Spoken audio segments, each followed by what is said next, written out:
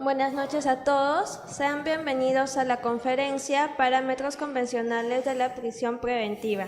Hoy nos acompaña como docente el magíster William Jesús Oblitas Villalobos, máster en Derecho Constitucional en la Universidad de Castilla de la Mancha en Toledo, España, título postlaurea de graduado en el curso de alta formación en Justicia Constitucional y Tutela Jurisdiccional de los Derechos Fundamentales en la Universidad de Pisa, en Italia. Título postlaurea de especialista en Justicia Constitucional, Interpretación y Aplicación de la Constitución en la Universidad de Castilla de la Mancha, en Toledo, España. Maestro en Derecho Constitucional en la Universidad Nacional Federico Villarreal y doctorando en Derecho en la Universidad Nacional Federico Villarreal. También trabaja como conciliador extrajudicial. Una vez más, todos son bienvenidos a esta conferencia de parámetros convencionales en la prisión preventiva. Damos inicio a la conferencia. Bueno, en primer lugar, el saludo correspondiente a los que nos siguen, ya sea por la línea o las personas que también están presentes. El agradecimiento también al instituto por la invitación que se ha hecho a mi persona para tocar este tema. Y obviamente a la generosa presentación también de Tatiana, que de una otra manera ha descrito parte de nuestro avance académico.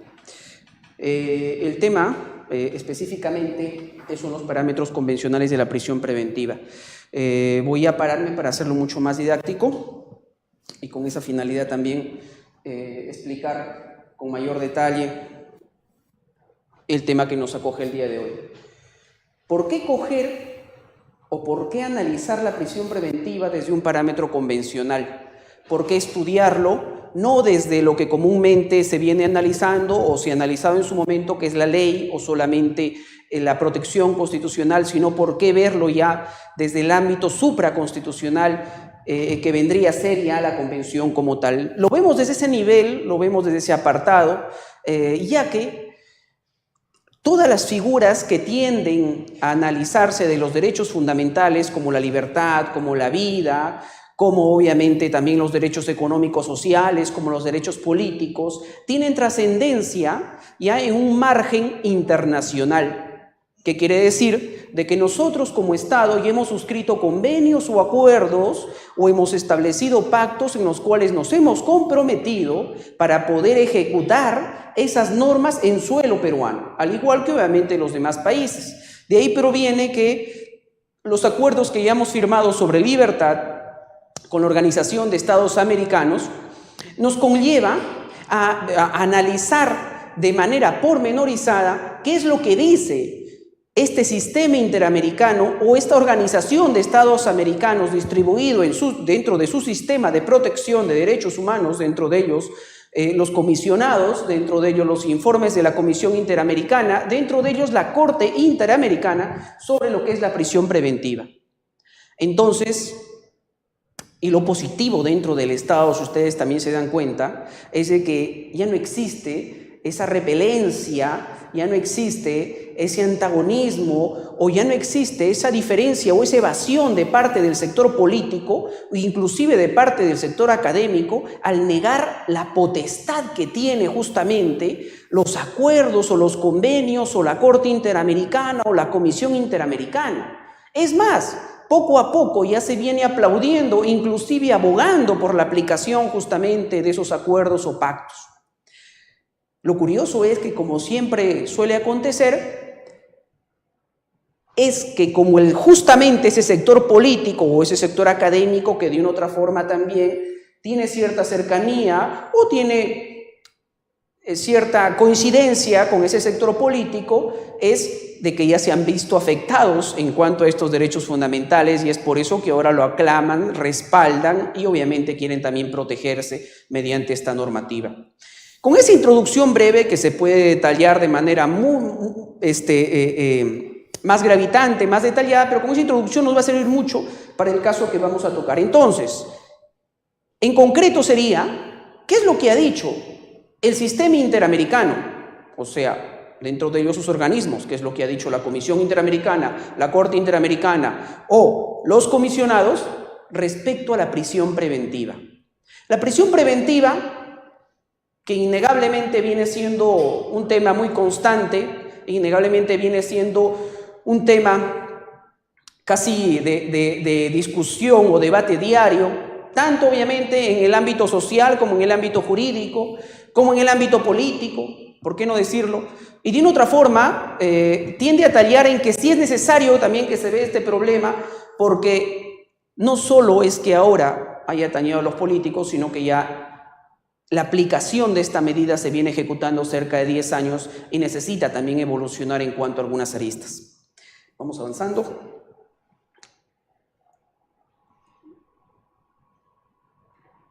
Perfecto. Lo que dice el Sistema Interamericano de Derechos Humanos, específicamente cómo se ha pronunciado, de qué forma se ha pronunciado mediante dos documentos que son básicos y primordiales para entender justamente lo que es la posición del sistema interamericano.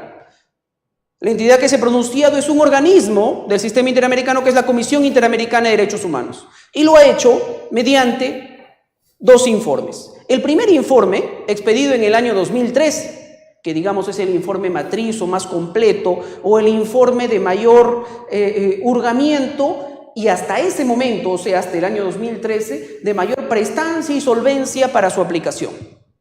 En ese informe, que vamos a detallar algunas de sus recomendaciones, se hacía una encuesta, una estadística inicial que se tenía hasta ese año sobre justamente de qué manera aplicaban la prisión preventiva a los diferentes países. Dentro de ellos, por ejemplo, tenemos que se habían servido de informes especiales de los comisionados en cada país y ellos habían arrojado un porcentaje de cómo se viene aplicando la prisión preventiva. Por ejemplo, en Honduras, del 100% de personas que se encuentran en la cárcel, o sea, entre condenados y sometidos a prisión preventiva, el 47.98 son bajo prisión preventiva. O sea, el 47.98 no tienen condena, pero están con prisión preventiva de una otra manera, quizá en iguales condiciones que justamente los condenados. En Venezuela es un rango mayor. Queramos o no, veamos ahí que también la prisión preventiva tiene mucho que ver con el tipo de gobierno que de una otra forma también se ostenta. O sea, mientras mayor democracia, menores obviamente va a ser también la aplicación de la prisión preventiva. Y lo dice la experiencia social y el derecho comparado y lo dice obviamente también la lógica comparada. Holanda acaba de cerrar 3 penales. En Uruguay la tasa de infracciones o la tasa de delitos es absolutamente disminuida, juntos con la tasa también obviamente de prisiones preventivas dictadas, ¿no? Entonces, si vamos a analizar, en España es absolutamente también reducida, por más que a comparación de Europa todavía tenga un margen elevado, pero a comparación de Latinoamérica se ha reducido en mayor medida. En Haití el 85%, o sea, del 100% de personas que están en la cárcel, el 85% están con prisión preventiva, o sea, sin condena, solamente con esta medida cautelar de aseguramiento. En Bolivia el 74% y en Perú estamos en la mitad. Hay mucho que hacer, estamos dentro del margen más rígido.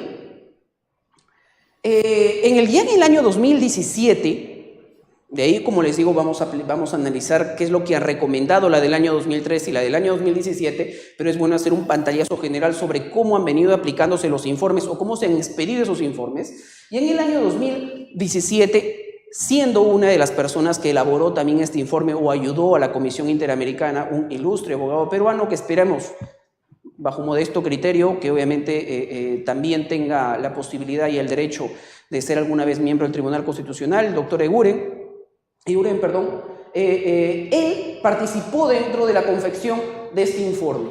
Y ese informe ya daba detalles sobre cómo debería evolucionarse en la aplicación de la prisión preventiva. O sea, este informe lo que decía es, en el año 2013 yo te recomendé determinados ítems, tú lo has venido aplicando, es cierto, pero en el año 2017 te doy otros para que repotencies o mejores la aplicación de esa prisión preventiva. Dentro de ellos, específicamente lo que se centraron era en las medidas secundarias o alternativas para aplicar la prisión preventiva. ¿Cuál de ellas?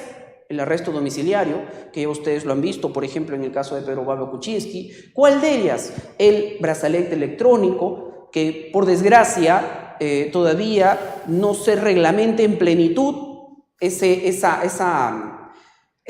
norma o ese dispositivo. y a su vez también, queramos o no, pues no se financia en plenitud, eso tendría que financiarse. Entonces, y otro de ellos es algo muy particular que ya está en toda la justicia constitucional o penal, mayormente, en la civil también se encuentra, sobre todo en derecho de familia, ¿no? En la laboral también se encuentra, sobre todo cuando tenemos que ver derechos propios o directos de las mujeres, es la condición de género o el respaldo. Dice así justamente este informe del 2017, el respaldo que se debe dar en la aplicación de la prisión preventiva a personas vulnerables o a sectores vulnerables. ¿Quiénes de ellos? Los menores de edad. Doctor, pero no se dictan prisiones preventivas a un menor de edad, pero se dictan medidas correctivas, que a veces hasta son similares. Recuerden el caso del niño del colegio Trilce, ¿no? A quien de una u otra manera se le sometió pues a una pérdida de libertad.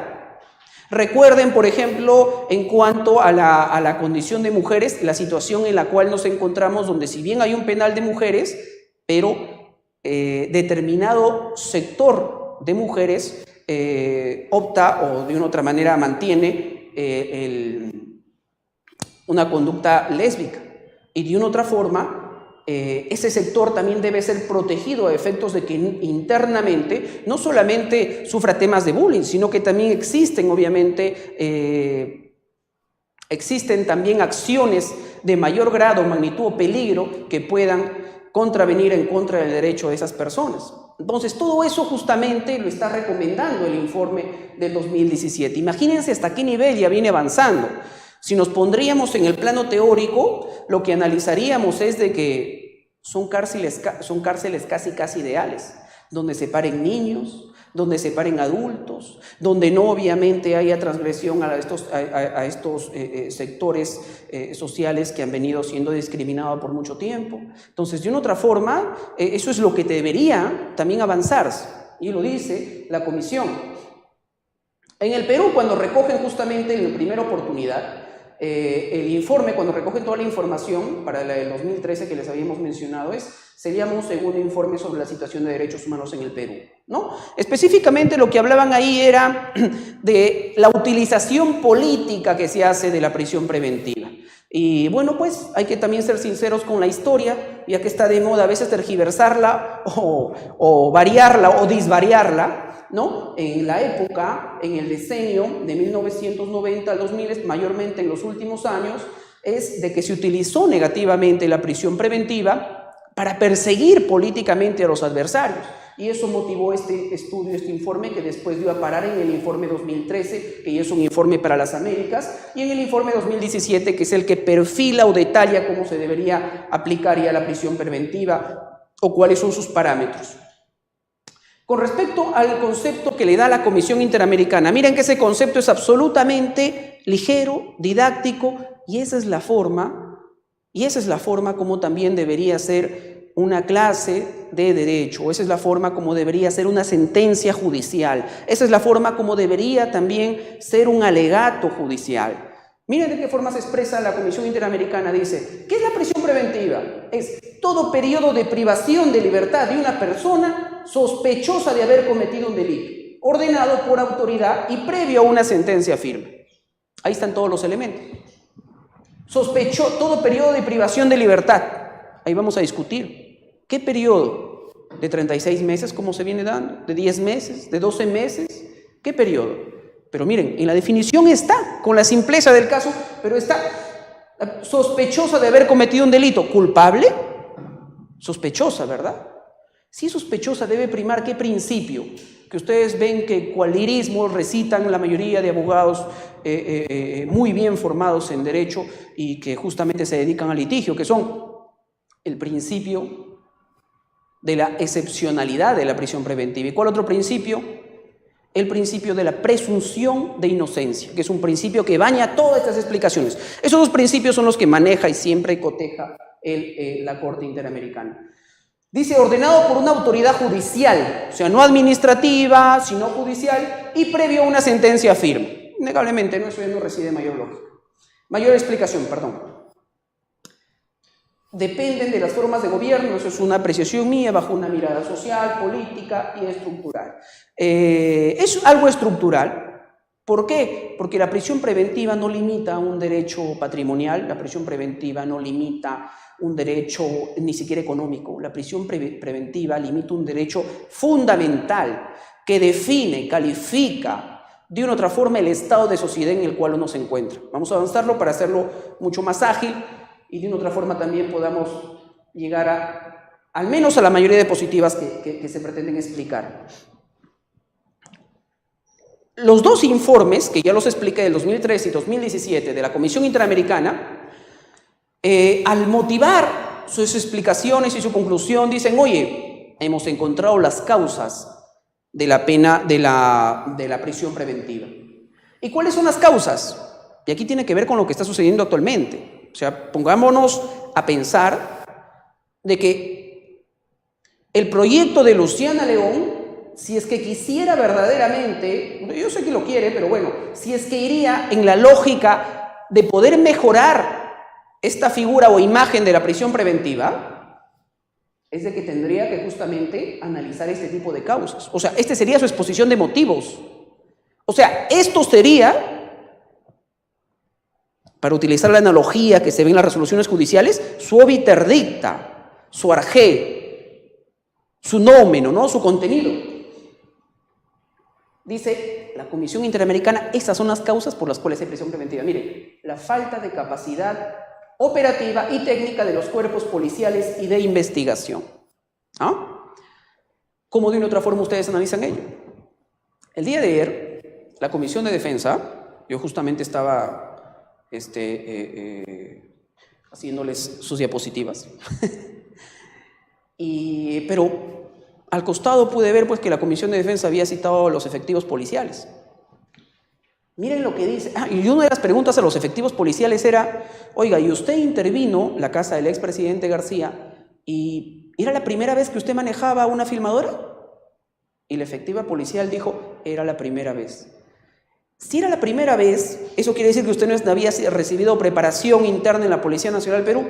No había recibido preparación respecto a eso. Y es por ello que se escuchaba, había visualización, pero no se había activado el audio. Efectivamente, era por ello. Este tipo de preguntas languidece, obviamente, la investigación, porque sinceramente son preguntas ni siquiera sugestivas, irrelevantes, hasta imprudentes para lo que se quiere buscar, ¿no? Pero muy aparte de las preguntas, sí nos delata algo, sí nos da a conocer algo. Nos da a conocer que nuestra Policía Nacional del Perú no se encuentra en óptimas condiciones. Por más que están haciendo un denodado esfuerzo, un máximo esfuerzo, por querer obviamente colaborar con las investigaciones de la Fiscalía, querer obviamente también cumplir su profesión o su trabajo profiláctico dentro de este sistema, pero no le estamos brindando las facilidades que corresponderían. Yo creo ahí que los dignos parlamentarios que tenemos irían a sus casas más bien preguntándose si hay estas falencias, debemos más bien facilitar a que estas personas adquieran no solamente mayor capacitación, no solamente mayor tecnificación, sino que a su vez también adquieran mayores reconocimientos personales sobre la función denodada que vienen haciendo. Esto es lo que dice. Si hay falta de capacidad operativa, técnica en los cuerpos policiales y de investigación, innegablemente que se va a dar pues la prisión preventiva. Independencia y recursos de las defensorías públicas. ¿Qué tan necesario es que las entidades tengan independencia para que se eviten prisiones preventivas arbitrarias? Es absolutamente indispensable, es necesario, es un requisito sine qua non. Es un imperativo categórico, yendo a un principio kantiano. ¿Por qué es necesario? Es necesario de que obviamente hay independencia porque es necesario para que la Fiscalía actúe sin hostigamiento, para que la policía actúe sin presión, para que de por sí el juez no se vea condicionado ni a los medios de comunicación, ni al poder fáctico, ni tampoco al poder político, ni tampoco al poder económico, que de por sí más o menos es el fáctico. Entonces, que no se ve que haya verdadera pulcritud en el manejo de las funciones que les brinda la Constitución a cada uno de los organismos. Si tenemos eso, innegablemente que las prisiones preventivas van a restarse, porque no va a haber manejos bajo las personas que dirigen o investigan o resuelven. Y cuando no existe ello, obviamente va a evitarse. Uno puede decir, no, doctor, pero eso quizá es ilógico porque siempre hay injerencia política. Vamos a hacer una comparación. No estamos en el país ideal, innegablemente. Pueden ustedes discutir si hay injerencia o no. Yo no voy a meter en ese debate, será una discusión política, pero póngase a compararse con Venezuela y con Haití, con Venezuela con su 67% y con su, al 2013, y con el 68% creo que de Haití, si mal no recuerdo, que les mostré anteriormente. Ahí está. Póngase a compararse. 65, 85. ¿Qué tipo de gobierno tiene? ¿Por qué? Porque en una dictadura hay más utilización de la maquinaria penal, hay más utilización del ius imperium y mucha manipulación del ius imperium para, obviamente, perseguir políticamente. Les estaba hablando de los 90, sobre el cual se hizo ese estudio. Entonces sí tiene relación. Recursos a las defensorías públicas. Yo les cuento ahí una pequeña experiencia. Anteriormente, las defensorías públicas o los abogados que se dedicaban a defender al público, olvidémonos por un rato de los grandes juicios emblemáticos que se están llevando ahora bajo prisiones preventivas. Vamos a los juicios de menor nivel, ¿sí? A ese campesino que hurtó, a ese adolescente, joven inicial que quizá violó, o que quizá hurtó, que por cierto, de acuerdo a las estadísticas, esos son los rubros o los rangos de delitos que mayormente reciben prisión preventiva: narcotráfico, robo, hurto y violencia sexual, ¿no? Entonces, pongámonos en esos casos, pongámonos en el caso de de Pepe. Pepe cometió un robo. Pepe no tenía para pagarse un abogado, pero es un ladrón, pero no le puedes quitar el derecho a la defensa. Pero es un ladrón y merece ir a la cárcel, pero no lo puedes llevar a la cárcel de manera injusta o porque a ti te guste o te agrade. Innegablemente que debe tener ciertas condiciones o características Pepe, debe tener cierto respaldo del Estado Pepe, a efecto que de una otra forma se proteja su derecho a defensa. Entonces Pepe mira al costado y el Ministerio de Justicia le da a un abogado, un defensor público, un abogado de oficio se le llama. ¿Saben cuánto ganaba el defensor público anteriormente? 2.300 soles. Subió a 3.000 soles. Y gracias a estos informes, obviamente, subió a 5.000 soles. Doctor, ¿eso quiere decir que el dinero está relacionado específicamente a la mejor defensa para Pepe, que le estamos pagando la defensa a un asesino? Lo que estamos haciendo es civilizando el proceso, civilizar nuestra sociedad y darle justicia a un ciudadano. El hecho de que haya cometido asesinato, el hecho de que haya cometido robo, el hecho de que haya cometido... se verá en el juicio, pero con un abogado que le respalde el derecho a defensa. Ojo, pero con eso no quiero decir un abogado que utilice triquiñuelas para aconsejarle de que va de la justicia. Con esto no quiero decir un abogado que, cual buen azangarero, le aconseje tácticas para falsificar documentos, para salir en la prensa y presentarlo como víctima a su patrocinado, no. Lo que quiero decir es de que se respete su defensa y para eso necesita una defensa calificada. Y queramos o no, en el sistema existe pues la comparación de que mientras mayor calificación, mayor es el ingreso.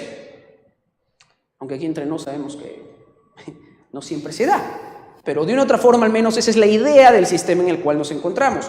Y eso se ha venido mejorando. Con capacitaciones también a los defensores públicos.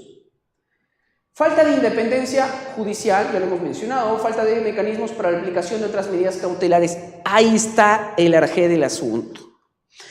A los jueces se les critica hoy en día mucho, más aún del sector. Yo recuerdo mucho esta suerte casi que de pases entre Cueto y Cubillas, ¿no? O sea, toma para ti la prisión preventiva que está en tu campo legislativo. El legislativo le devolvía justamente al Tribunal Constitucional y le decía, no, pero son ustedes los que deben definirlo de forma correcta. El Tribunal Constitucional o le devolvía al legislativo o le hacía mención a los juzgados ordinarios, o sea, a los jueces ordinarios de cómo deberían plantearlo. Acá es una función mancomunada, porque esta es una cuestión sistémica, y lo hemos dicho anteriormente. ¿Esto depende obviamente de jueces probos, criteriosos, bien preparados y formados? Sí. Y para eso se necesita financiación. ¿Y de dónde depende la financiación? Del presupuesto. ¿Y de dónde sale el presupuesto? Del Ejecutivo. ¿Y quién lo apruebe? El Legislativo. ¿De qué más necesita?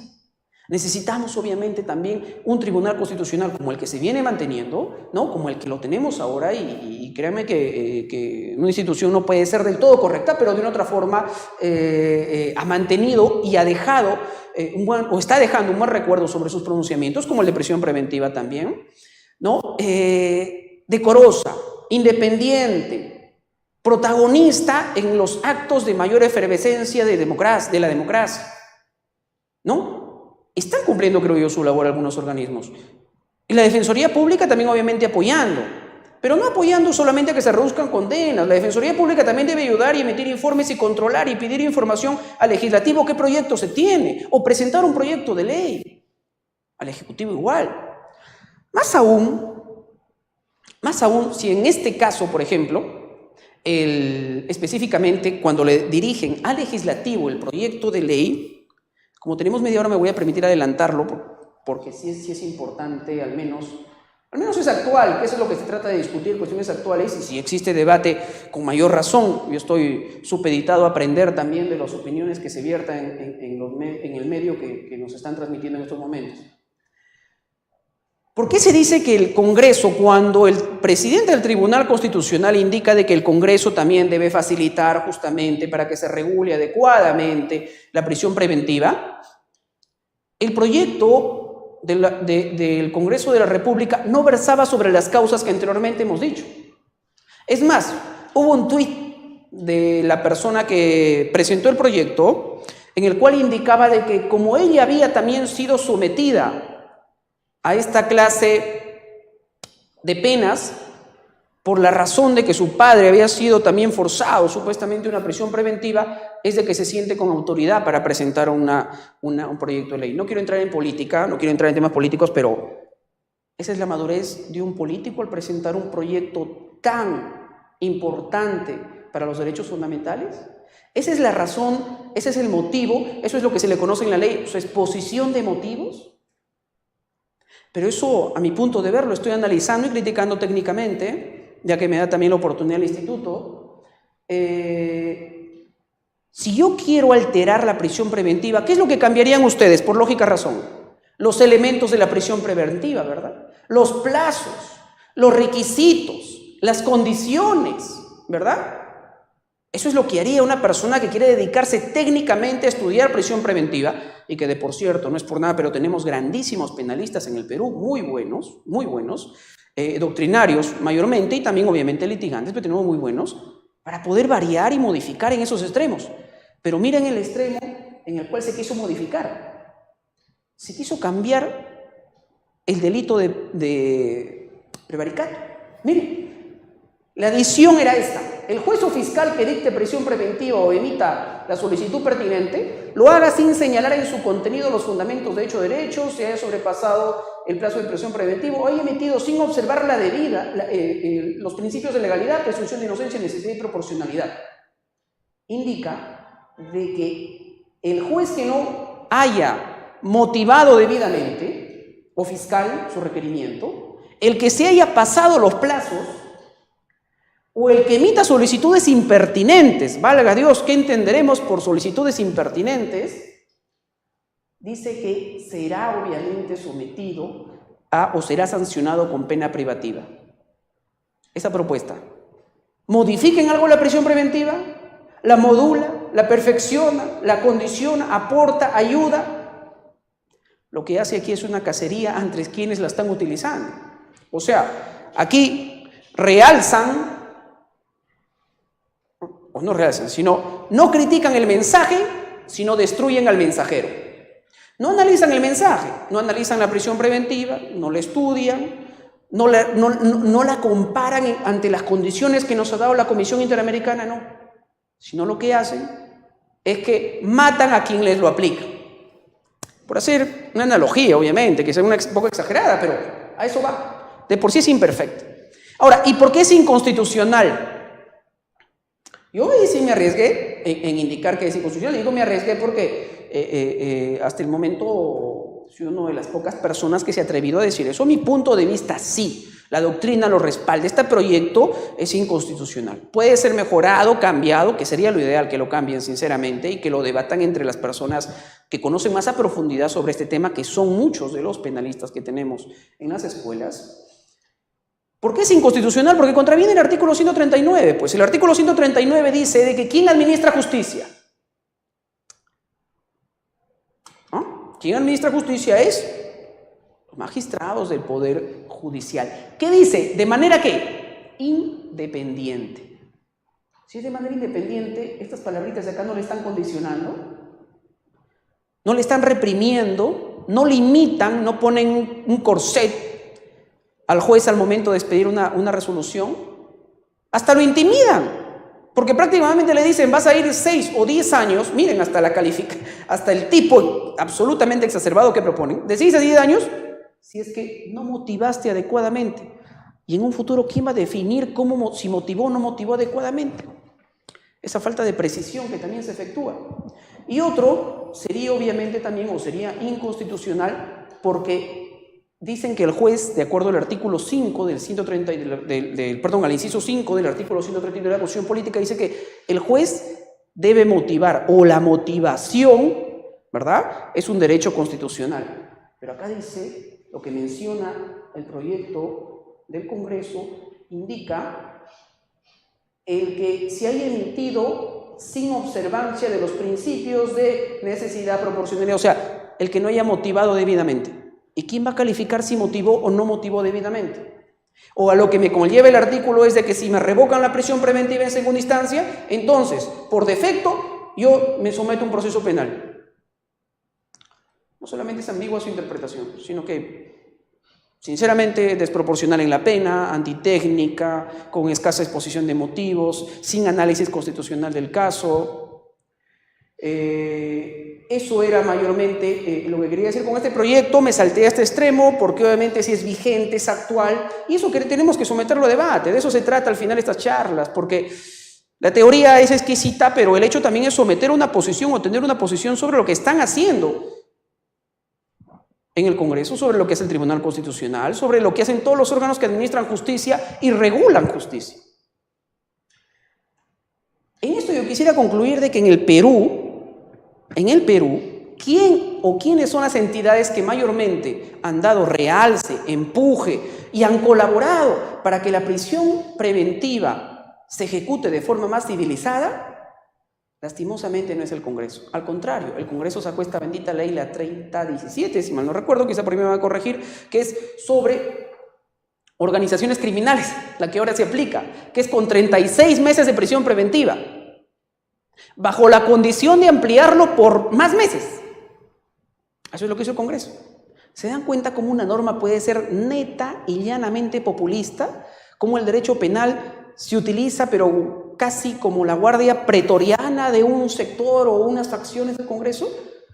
Y lo peor es de que el puñete fue boomerang, porque sacan esta ley, sacan su ampliación. La Corte Interamericana, mediante el informe 17, que les dije donde había participado Iguren, también el abogado constitucionalista peruano, lo observó y dijo que era demasiado amplia la aplicación o muy extensa la determinación de 36 meses, pero a la fecha se sigue de una otra forma regulando. Ahí estaba. Avisemos por ello a los congresistas, quizá en eso sí pueden de una otra manera regularlo, reducirlo, porque eso sí, la Corte Interamericana ha dicho que es exacerbado, que no se ajusta a los cánones de investigación adecuados, ¿no?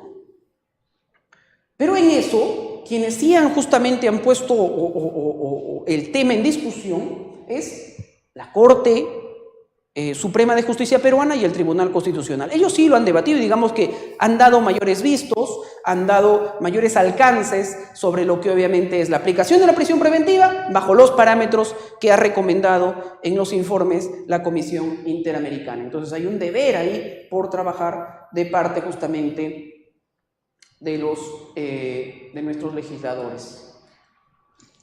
Con el tiempo vamos a tratar de avanzar, a ver. Entonces, estábamos en las causas de la prisión preventiva. Decíamos que obviamente teníamos falta de independencia judicial, falta de mecanismos para la aplicación de otras medidas cautelares, decíamos los brazaletes, la inversión de la carga de la prueba. Creo que está ahí un poco redactado, pero bueno, inversión de la carga de la prueba. Sí, hay otros lugares, hay otros países donde inclusive hay medidas cautelares que son inmediatas. O sea, por ejemplo, cometes un determinado delito y de forma automática te espera una prisión preventiva. Narcotráfico, México o Venezuela. Cometes un determinado delito y no hace falta que vayas a una audiencia. No hace falta que objetes los requisitos de proporcionalidad, de razonabilidad, de necesidad.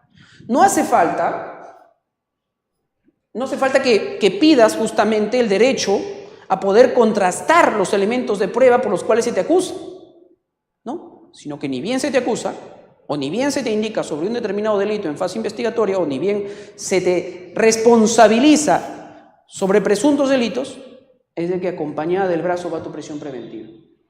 Eso es absolutamente inconvencional. Para otros países, innegablemente, que sería ya inconstitucional, como México. Entonces, ahí no se puede invertir la carga de la prueba. Ahí yo no debo obligar al abogado del investigado para que pruebe que es inocente. Lo que yo debo obligar más bien es al fiscal para que pruebe que hay indicios de esta persona que lo responsabilizan, que él está obstaculizando la acción de las investigaciones y que también obviamente hay un peligro de fuga para este ciudadano, para este señor. Eso es lo que debería darse. Paradigmas y prácticas judiciales arraigados. Exacto. Muchas veces es una costumbre, ¿no? De que no, yo esa parte de la resolución lo dejo ahí como está o como queda, yo lo dejo porque es una plancha y ahí tiene que estar. Y eso es, por desgracia, por el facilismo que se mantiene a veces en cuanto a algunas prácticas judiciales, ¿no? Que piensan o presumen que ya un delito, por ejemplo, de violación sexual debería ir de frente a una prisión preventiva. Que ya un delito de narcotráfico o de robo deberían ir a la prisión preventiva.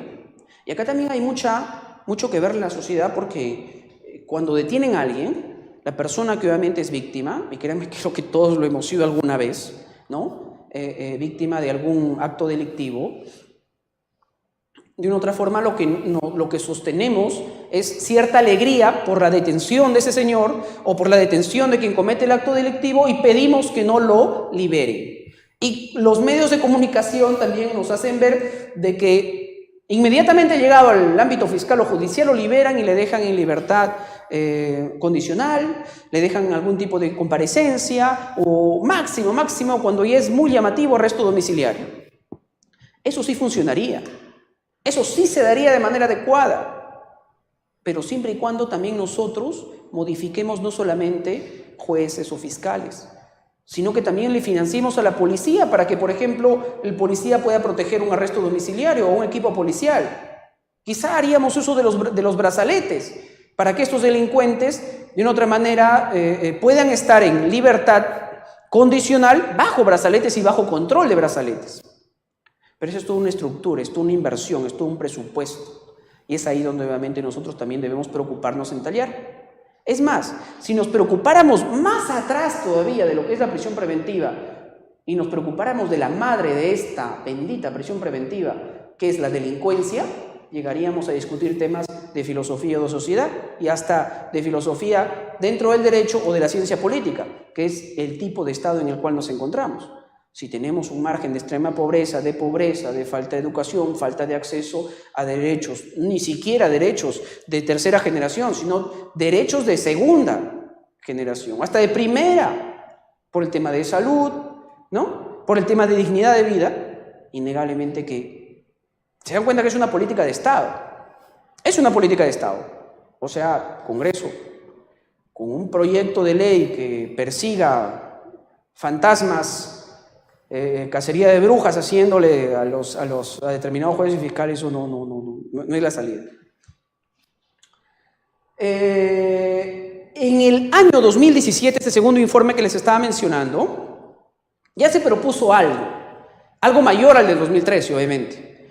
Y esa propuesta es de que iba a hacer la Comisión Interamericana pedidos de información periódica a los estados para ver cómo están cumpliendo o ejecutando la prisión preventiva. ¿Cuántos recursos promueven para de una u otra forma paliar este fenómeno o esta figura jurídica? Dentro de ellos, la defensa pública, qué delitos, qué reformas legales han hecho, y obviamente que también, como les mencionaba al inicio, era el que se separe a los condenados de los detenidos,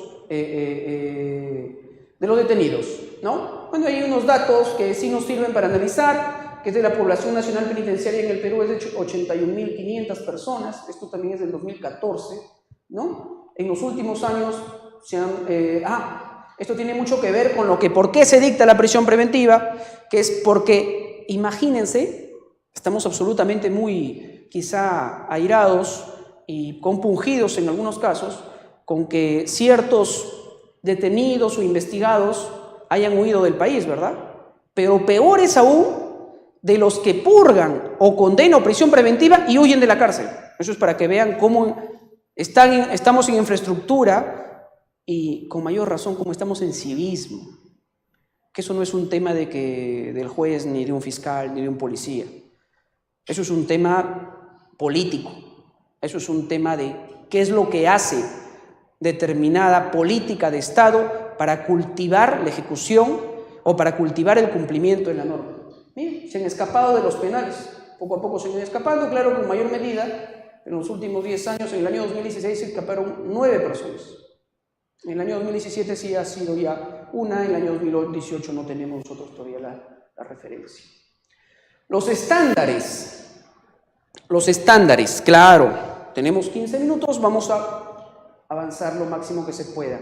Los estándares, dice, el tratado como inocente mientras no se pruebe lo contrario, innegablemente. Esto yo lo vengo escuchando en todos los juicios, en todas las exposiciones donde invitan justamente a los abogados mayormente penalistas o connotados que pues van a los diversos programas de televisión, ¿no? Específicamente a 2 o 3 que son los más móviles, ya sea quizá creo que por intereses o por otras causas, que no es bueno para una estrategia procesal, no es bueno exponerse mucho en ese sentido. Bueno, eso lo podemos discutir, pero es mi criterio en el ámbito de que si nos damos cuenta, los mejores abogados, o los abogados más eficaces que han sacado de la cárcel a sus patrocinados, difícilmente dan una entrevista. No voy a indicar nombres, pero ya ustedes verán quién es el abogado, por ejemplo, de la acción de amparo de Ollanta-Humala, de la acción de amparo, no de la prisión preventiva que inicialmente se dio. ¿Quién es el abogado de la secretaria de Pedro Pablo Kuczynski? ¿Quién es el abogado en el caso de Keiko Fujimori? Bueno, no recuerdo ahora, pero ¿quién era el abogado? Lo voy a decir quizá, el doctor Espinosa. Son abogados de salón quizá, o sea, mucho más de estudio, de lógica, menos propagandísticos, pero a su vez obviamente más efectivos. Y creo yo que de mayor nivel de debate con respecto a lo que es la prisión preventiva. No quiero calificar a colegas innegablemente, pero la idea es esa. La idea también es decir y dar a entender que la conducta del abogado también tiene mucho que ver en un proceso, mucho que ver en un proceso. Aquí la práctica entre los medios de comunicación es de que el fiscal es un inquisidor, el juez es un carcelero, es un guardián, y el abogado es una santa paloma. El abogado que pone peritajes sobre peritajes y sobre peritajes para que se demoren las investigaciones, en el caso de Pedro Pablo Kuczynski. El abogado que no prepara bien a su cliente y que hace que hayan contradicciones en la misma audiencia entre el patrocinado y el mismo abogado. sobre detalles de cómo se manejó el dinero, o las offshore, como le llaman. ¿Esa conducta ayuda o no ayuda a una prisión preventiva? El abogado que sale y todo espantado, dicen los medios de comunicación, mi patrocinado le han sometido una caución de $100,000, pero él no puede pagarlas porque lo han retenido sus cuentas. Es un abogado que está colaborando con la Administración de Justicia, es un abogado que de una u otra forma de la profesión también lo ejerce sobre cierta decencia.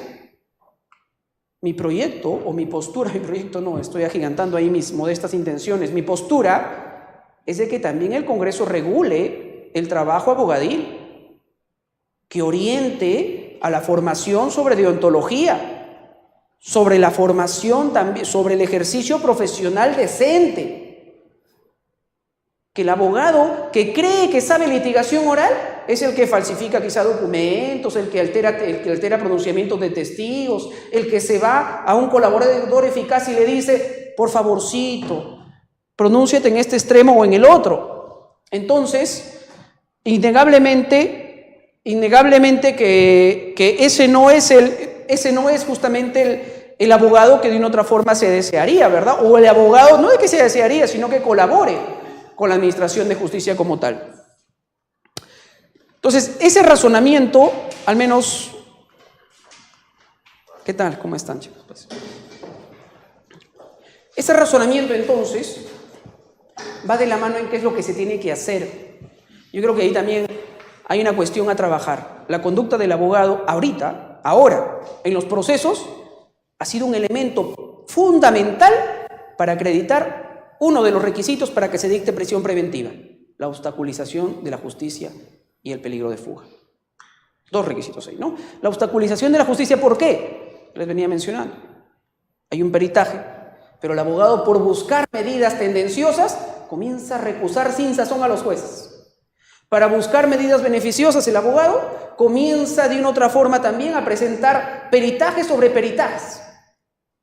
Para buscar que se demore el proceso, comienza a asesorarle a su patrocinado que distribuya bienes de aquí para allá y para acá. Esa conducta afecta, obstruye la investigación. Y no lo dice un modesto profesor o en este caso un modesto expositor. Lo dice las resoluciones judiciales de prisión preventiva. ¿Cuál es el máximo fundamento de la resolución judicial de Carguancho en contra de Fuerza Popular? ¿Quiénes obstruyeron la justicia? El Congreso de la República, supuestamente, o esta bancada. ¿Mediante qué? Mediante chats. Y ahí la picardía también de cómo el fiscal obviamente utiliza un medio de prueba, ¿verdad? Porque solamente pudo haber quedado en un pronunciamiento político y punto. Pudo haber quedado en un acto quizá no tan decoroso, pero nada incómodo para el juicio. Pero ¿qué es lo que hizo el fiscal? Para los que se están preparando para fiscales, para los que quieren entrar a ese mundo tan respetable que también obviamente es la investigación de los delitos. ¿Qué es lo que hizo? Cogió hábilmente toda esa documentación que se había dado un día antes y lo ingresó. ¿Y de dónde lo cogió? ¿De dónde lo recolectó? De una incautación. ¿Se dan cuenta cómo la incautación sí estaba quizá justificada en ese extremo? ¿Ah? ¿Quién recomendaba ahí? Los asesores. Estaban los abogados. Es un hecho que se va a evidenciar en el futuro, pero de una otra forma, miren, ha sido utilizada en una resolución. Hace poco se ha dado el tema del Congreso que les estaba analizando hace un momento. El tema del Congreso con la Comisión de Defensa, que ha citado a Colchado y a todo, obviamente, el grupo de policías que intervino en la casa del expresidente Alan García. ¿Ustedes creen que, sabiendo lo perspicaz que es este fiscal o este grupo de fiscales que ahora lideran, ¿ustedes creen que eso no lo va a utilizar para una prisión preventiva? ¿Por obstaculización a la justicia? Porque prácticamente están acosando, no están acosando a lo... Sé que va a haber diversas interpretaciones. El Partido Aprista va a decir, no, le estoy acosando, sí. Pero formalmente convocarlo sin ninguna razón lógica del por qué puedas convocar, de una otra manera, no tener modales y sumergirlo a ciertas amenazas dentro de una comisión, va a ser utilizado. Entonces, mucho tiene que ver la conducta del abogado, mucho. Hay abogados que llevan a prisión preventiva antes que la fiscalía lo llevan a sus patrocinados. Y no es una cuestión de sarcasmo, sino que es una cuestión de también rectitud. ¿Por qué? Porque la Comisión Interamericana, si bien da más perfiles al Estado, si bien le recomienda al Estado, si bien le condiciona al Estado qué es lo que tiene que hacer, implícitamente también la Comisión Interamericana en los diversos rubros también ha recomendado que se debe adecentar la democracia. También ha recomendado que debe la democracia tener menos esbirros amorales como los cuellos blancos, que afectan, que aparte de parasitar, destruyen, carcomen los genes democráticos. ¿Y eso qué tiene que ver? Tiene que ver con la conducta también de todos los profesionales, específicamente de los profesionales en leyes. Tanto cuesta el agarrar, no es por nada en esto, no quiero tampoco ensalzar a este abogado, pero su práctica a mí me pareció mucho más decorosa y mucho más aplaudible, y vean la audiencia, si es que por ahí obviamente tienen el tiempo del caso, e inclusive más estratégica, el abogado de Enrique Cornejo. A su cliente lo llevó, lo sentó en un set, sabía que sí, porque ya se había incautado, sabía de la prisión preventiva, lo sacó del set y le dijo, aquí está, públicamente me estoy entregando, en un set. ¿Dónde hay peligro de fuga? ¿Dónde hay obstaculización a la justicia?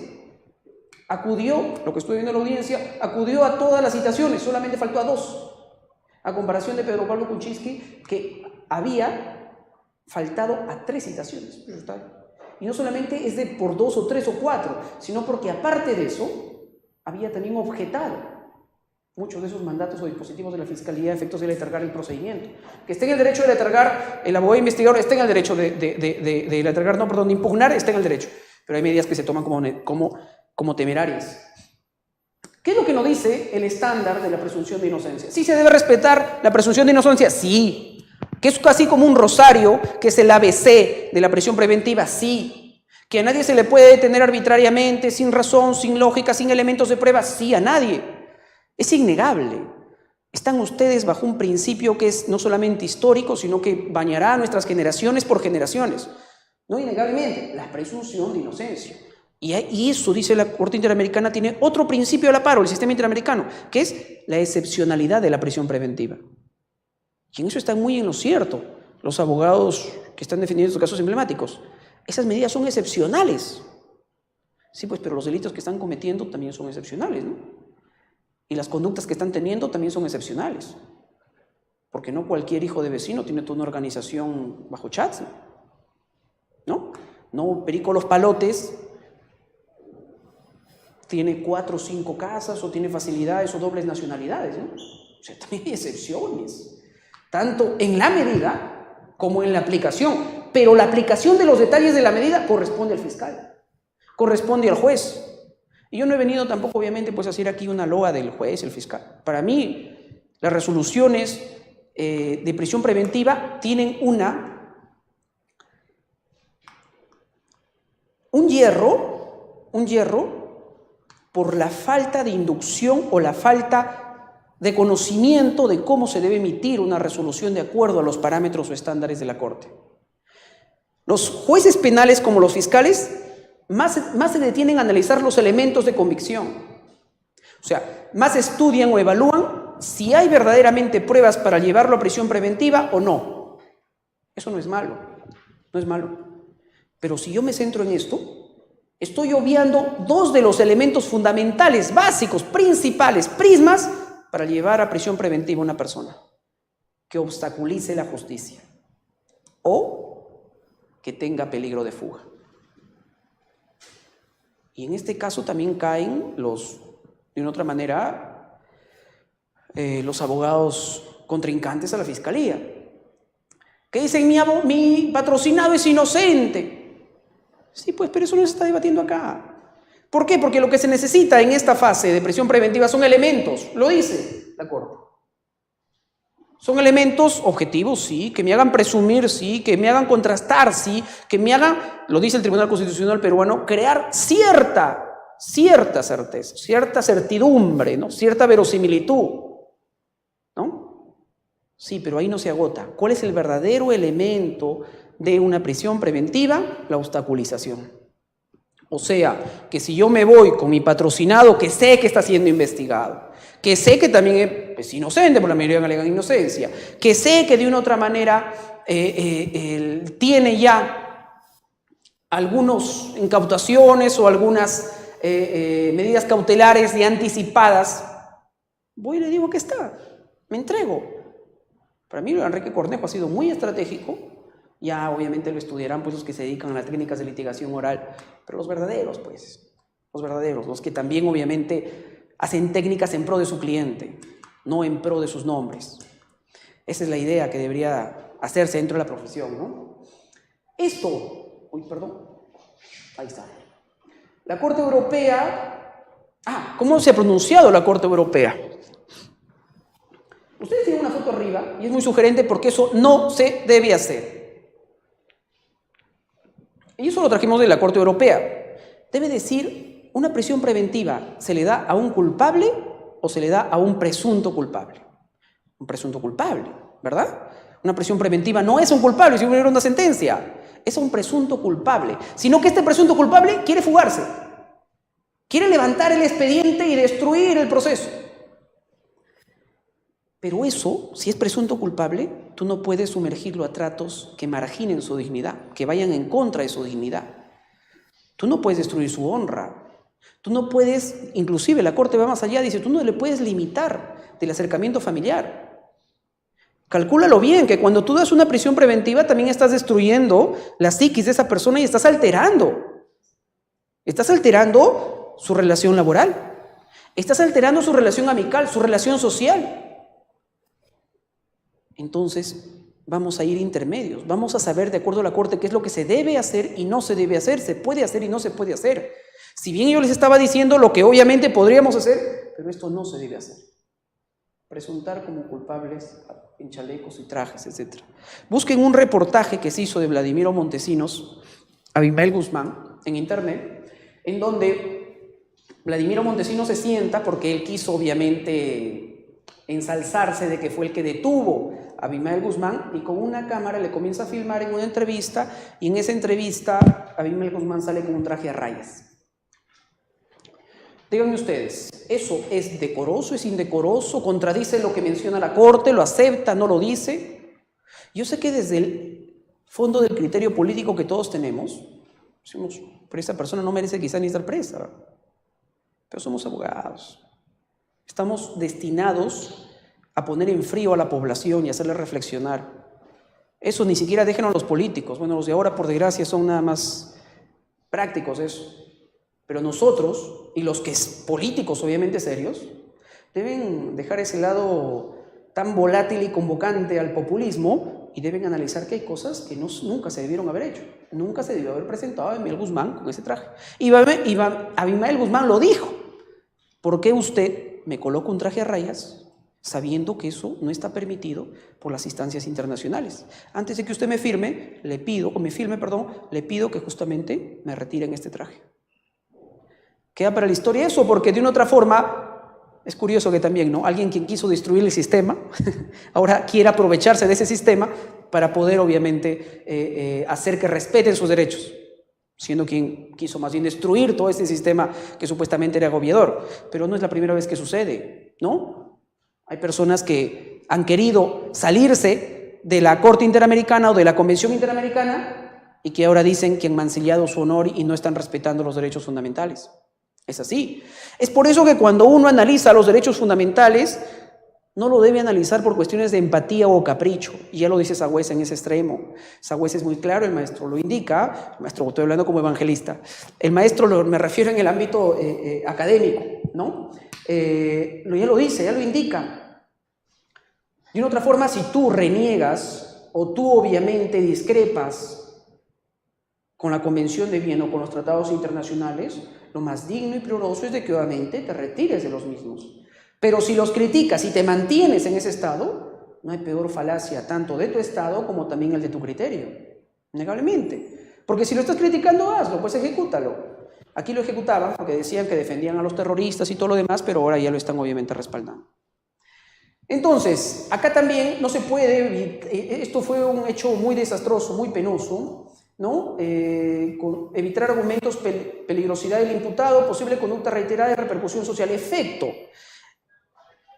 Cuando ustedes vayan a litigar, o vayamos a litigar, porque no me exonero, si bien no veo el ámbito penal, pero no me exonero necesariamente de eso, al menos soy un oidor, un oyente sobre ello, y cuando el fiscal diga, y ustedes lo han visto, que lo dice, erráticamente lo dice Pérez, pero ustedes no he visto un abogado que de una otra manera le confronte, pero lo dice Pérez, indica, sobre todo en el tema de necesidad, dice, puede evadir la justicia porque le esperarían 36 meses de prisión preventiva o le esperaría una condena de tantos años, pongámonos 30 años.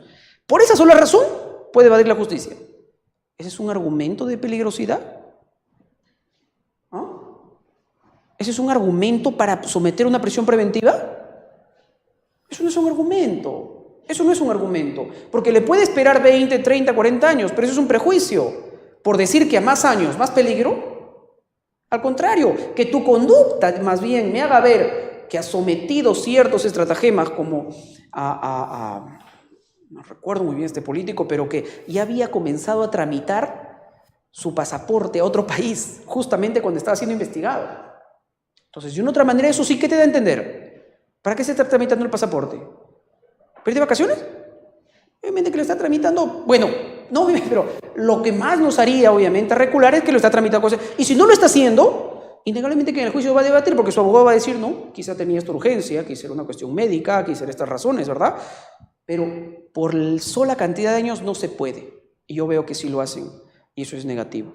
Otro error del Poder Judicial es sobre la cantidad de meses. No sé si ustedes han visto que casi como muñecos en serie, o casi como así planchas esas planchas esas que a veces por las cuales se hacen algunas demandas o contestaciones, sacan 36 meses, 36 meses, 36 meses. Tú cuando dices, soy una organización criminal que está estructurada, tiene un líder, tiene subcomandos, tiene gente que obviamente es operativa o los autores directos, una organización de 10 personas que todos 36 meses, o sea, todos tienen la misma condición, todos tienen los mismos elementos de prueba, todos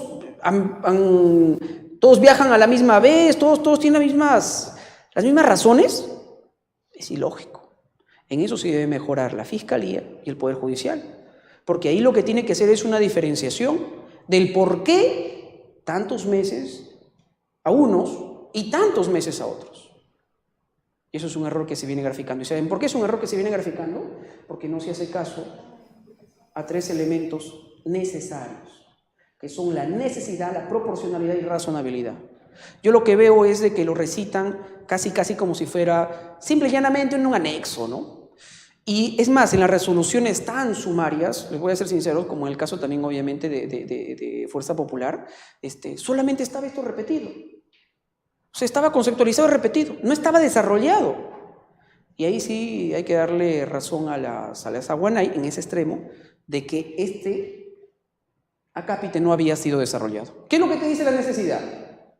O sea, esto de acá tiene que estar aplicado. Necesidad, proporcionalidad y razonabilidad. Como si te frentes son algunos casos diapositivas, lo voy a dejar, así que lo pueden pedir a la entidad, porque hay sentencias acá justamente, digamos, prevalentes sobre prisión preventiva. Si no, apunta mi correo, lo puedo pasar después. La necesidad te dice cuando sea indispensable y si no hubieran medidas menos lesivas. No todos los casos son iguales, ¿verdad? El caso de la secretaria de Pedro Blanco Kuczynski, ¿era igual que el caso de Kuczynski? No, porque la supuesta organización criminal era Kuczynski, no la secretaria, era un término fungible. Ahora, la secretaria no había viajado tantas veces al país como Kuczynski, no tenía doble nacionalidad. Con eso no estoy justificando lo uno y lo otro, lo que estoy tratando de decir es de que son condiciones diferentes. Tiene que ser indispensable. Yo no puedo afectarte la libertad porque, bueno, por ahí creo, sospecho, intuyo. Tiene que ser la única medida que me permita a ti tenerte para ser investigado. Proporcionalidad. Ahí va el tema justamente en el objeto que se persigue. Es lo que no hace también el fiscal. El fiscal debe decir, necesito 20 necesito 20 meses para hacer esta diligencia, esta diligencia, esta diligencia, esta diligencia, y él me va a obstruir si es que obviamente y usted lo tiene en libertad. Ustedes no han escuchado hasta ahora eso, por desgracia, ¿verdad? Y es porque nos falta perfeccionar en eso, ¿no? El indicar qué objeto persigue esa prisión preventiva. Otro de ellos son los plazos. El indicar, hay dificultad, por ejemplo, hay dificultad en pedirle información, o le hemos pedido información y no se nos brinda. Eso fue el tema que, de una otra manera, la razón por la cual se dio prisión preventiva a PBK, ¿no? Habían pedido información y no se la había brindado, y después se la brindó, pero parcialmente, ¿no? Entonces, no haberlo dado, ¿no? Entonces, todo eso, ¿qué acarrearía? Decirle, yo quiero incautar su casa, quiero evaluar quiero evaluar justamente esa documentación, y una vez evaluada su documentación, le voy a retornar la misma, y obviamente él debería tener libertad, ¿no? Entonces, ¿qué es lo que quiero decir? Es de que los plazos se razonan, se ponderan. Estamos un poco ya más avanzados, hay mucho que todavía debatir. Disculparán si a veces me sumerjo en otra clase de ejemplos, hay mucho por debatir. La resolución de la Corte Suprema de Moquegua, que es muy utilizada, la última que también ha salido como ponente lo tiene el doctor San Martín, y ahora se está implementando también un pleno, o quieren motivar un pleno para ver lo que es la prisión preventiva. Y en esto pues hay la posición de que ese pleno se realice antes de que fallen en el caso de Keiko Fujimori. Sí, es cierto, está muy bien, me parece muy correcto, sería eso muy loable para que en un caso tan emblemático, de tanta importancia, también obviamente se aplique esta medida y así pueda servir para los demás delitos. La prisión preventiva, una vez que llegó al reino de la jerarquía política, recién ahí ha sido tomado en cuenta, recién ahí podemos debatirla ya de forma más pormenorizada, pero es bueno no que el que se haya dado ahí, es bueno el que ya se someta a debate. Y sobre el sometimiento a debate, si hay cuestiones, como ustedes ven, por mejorar, por recapacitar, hay cuestiones para poder repotenciar, pero dentro de todo ello, no olviden, cuando alguien quiera discutir sobre este fenómeno o sobre este tema, es de que la conclusión me voy a centrar porque algunas les he dado en el camino, es porque, de una u otra manera, esto obedece a algo más intrínseco en la sociedad. Hay prisiones preventivas porque hay delitos porque hay delincuentes porque ya está relacionado a temas de pobreza, de educación, hasta de estructuras sociales, económicas, y lo que diría Ferraioli, a derechos económicos, sociales y culturales, relegados, tristemente relegados, a poderes fácticos que obviamente dominan y que de una u otra manera no facilitan que se discuta sobre esto o se mejoren las condiciones de vida de la sociedad. Hacer un paréntesis de que mucho se critica de que los medios de comunicación estén en contra del factor político. Hay que ser sincero, claro, ahora porque están enemistados.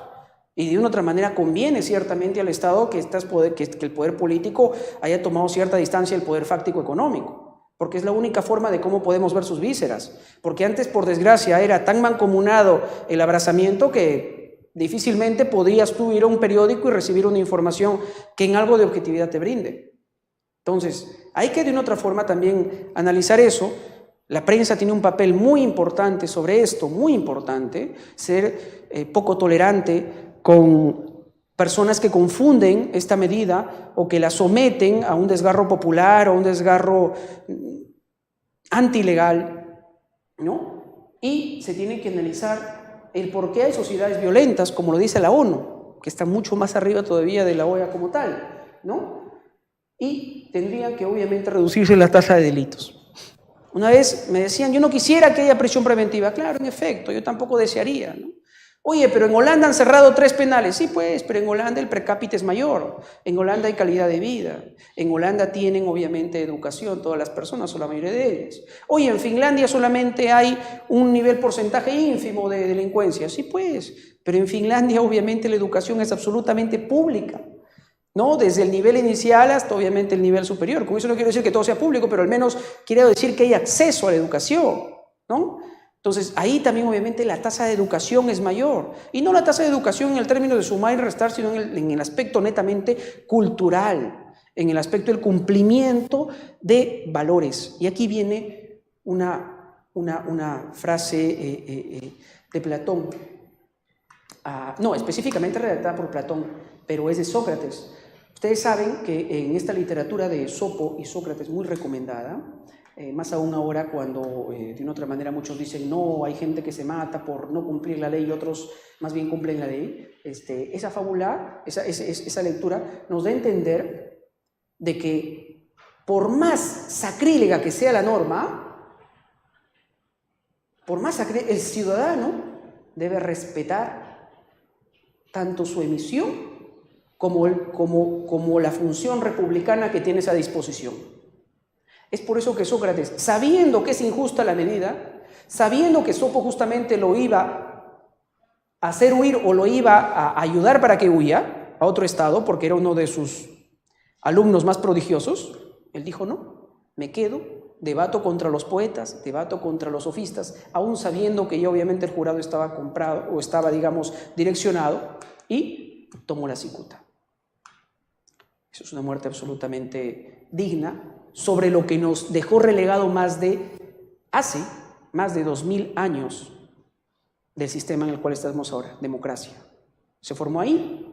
Ese es el mejor ejemplo de lo que se debe hacer para seguir resguardando los principios democráticos, para seguir obviamente también mejorando en temas de ausencia de delincuencia, ¿no? Mejor sociedad, menor delincuencia, menor prisión preventiva. Así que el Congreso de la República a regular sobre esos temas, pobreza, educación, cultura, y obviamente que van a ver que va a existir muchísima menor cantidad de delincuencia y de prisión preventiva. Eso sería todo en cuanto a mi persona. Muy agradecido nuevamente con el instituto, muy agradecido con los asistentes por diversos medios, y ya no a sus preguntas si es que existieran, y si no, de por sí ya es un gusto y un agrado haber debatido unos minutos sobre esta temática tan interesante. Gracias.